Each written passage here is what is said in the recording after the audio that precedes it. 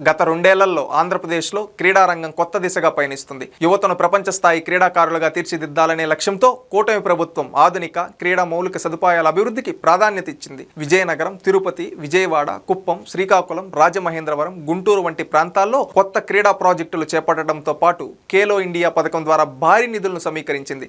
రాష్ట్రంలోని 175 నియోజకవర్గాల్లో క్రీడా మౌలిక సదుపాయాలను విస్తరించే కార్యాచరణ కొనసాగుతుంది. క్రీడాకారుల భవిష్యత్తుకు భరోసా కల్పిస్తూ ప్రభుత్వ ఉద్యోగాల్లో క్రీడాకారుల రిజర్వేషన్ 2% నుంచి 3%కి పెంచింది. జాతీయ, అంతర్జాతీయ స్థాయిలో ప్రతిభ కనబరిచిన క్రీడాకారులకు నగదు ప్రోత్సాహకాలు అందించడంతో పాటు గతంలో నిలిచిపోయిన క్రీడా అకాడమీలను పునరుద్ధరించి వివిధ క్రీడా విభాగాల్లో శిక్షణ అందిస్తుంది. వేసవి కోచింగ్ శిబిరాలు, జాతీయ స్థాయి పోటీలు నిర్వహిస్తూ యువతలో క్రీడా స్ఫూర్తిని పెంపొందిస్తుంది. అమరావతిలో ప్రపంచ స్థాయి స్పోర్ట్స్ సిటీ, తిరుపతిలో సెంటర్ ఆఫ్ ఎక్సలెన్స్, విశాఖలో వాటర్ స్పోర్ట్స్ అకాడమీ వంటి ప్రతిష్టాత్మక ప్రాజెక్టులతో భవిష్యత్తు క్రీడా అభివృద్ధికి బలమైన పునాది వేస్తుంది. అవకాశాల కోసం ఎదురు చూసే స్థితి నుంచి ప్రభుత్వం అండగా నిలిచే స్థాయికి క్రీడా రంగాన్ని తీసుకొస్తూ రెండేళ్ల నమ్మకంతో క్రీడల్లో కొత్త శకానికి శ్రీకారం చుట్టింది.